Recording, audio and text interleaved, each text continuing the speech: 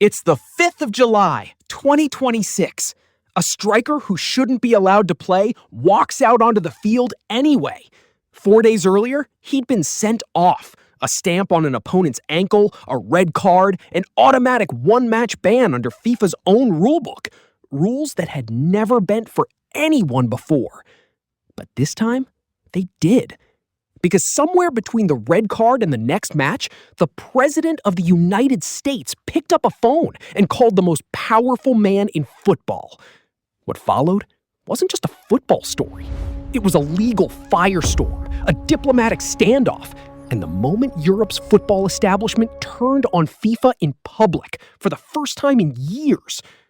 This is the story of FIFA versus UEFA, the rivalry nobody saw coming. Let's go back to where it started. Folarin Balogun had been the story of the USA's World Cup so far. 3 goals, the co-host's top scorer. A nation that hadn't reached a World Cup quarterfinal since 2002, suddenly dreaming bigger than that. Then came the match against Bosnia and Herzegovina. 64th minute, Balogun scores. Moments later, he catches defender Tariq Muharremovic's leg with his stud. Not called live, but the video review sends the referee to the monitor. Red card.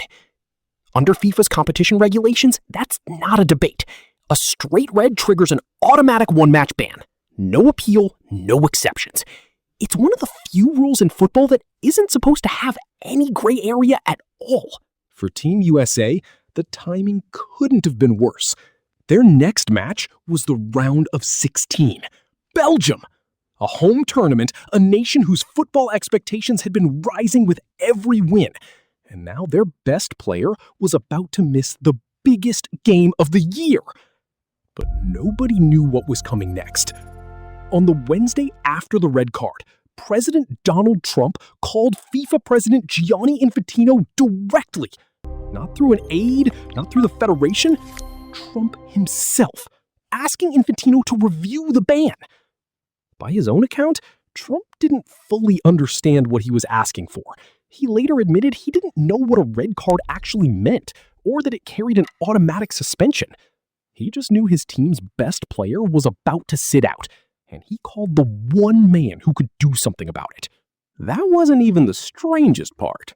4 days later, on Sunday, FIFA announced that Balogun's suspension would be suspended, not overturned, suspended for a probationary period of 1 year. The mechanism FIFA used was Article 27 of its own disciplinary code, a clause that allows judicial bodies to pause the enforcement of a sanction. The problem is, that clause had never been used this way before.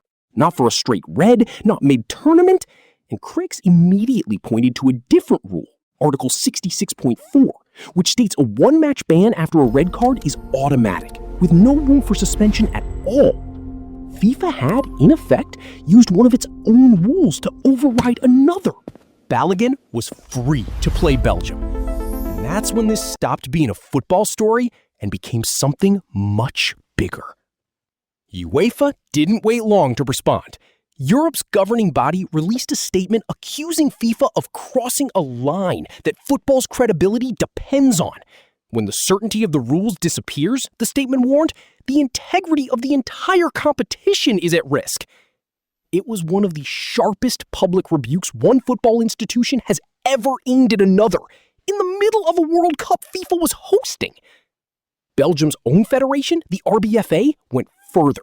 They said they were astonished. They demanded an explanation for the reversal.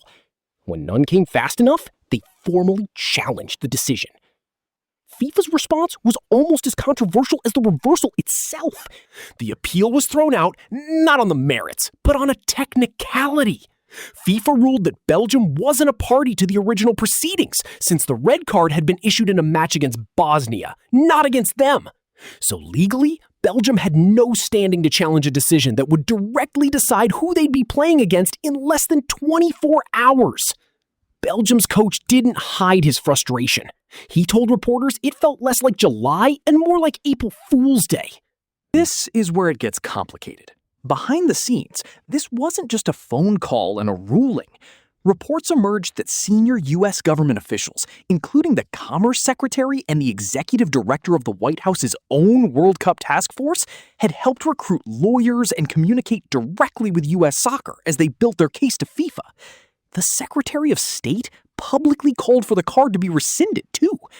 A red card on a football pitch had somehow become a matter for the United States government. Infantino tried to draw a line between himself and the decision. In a lengthy public statement, he confirmed the call from Trump, but insisted FIFA's disciplinary process is independent, that the outcome was decided by the committee, not by politics. He said he explained to Trump that the case would run through FIFA's legal process regardless of who was asking. But the optics told a different story. Trump and Infantino weren't strangers. Months earlier, FIFA had handed Trump its first ever Peace Prize at the World Cup draw. The two were expected to appear together again at the trophy ceremony, weeks after this entire controversy. To critics, the friendliness wasn't a footnote. It was the whole point. And there was precedent that made this even harder to defend. Months before, during World Cup qualifying, Cristiano Ronaldo received a 3-match ban for an elbow. 2 of those 3 matches were suspended, letting him play in Portugal's tournament opener anyway. It drew criticism at the time, but nowhere near this scale. Now it had happened again. Bigger stage, bigger stakes, and this time a sitting U.S. president was the one making the calls. Monday night arrived. Seattle. USA against Belgium, in front of a home crowd desperate for a run deep into the tournament. Balogun played. The USA lost 4-1. The team that had fought so hard to keep their best player on the pitch was eliminated anyway, and the controversy that got him there didn't end with the final whistle. If anything, it grew louder. Because now the question wasn't really about one red card anymore. It was about whether the biggest institution in world football could still be trusted to apply its own rulebook the same way for everyone, or whether the right phone call from the right person could rewrite the outcome mid-tournament. UEFA's statement still hangs over the tournament. FIFA still insists its committees are independent.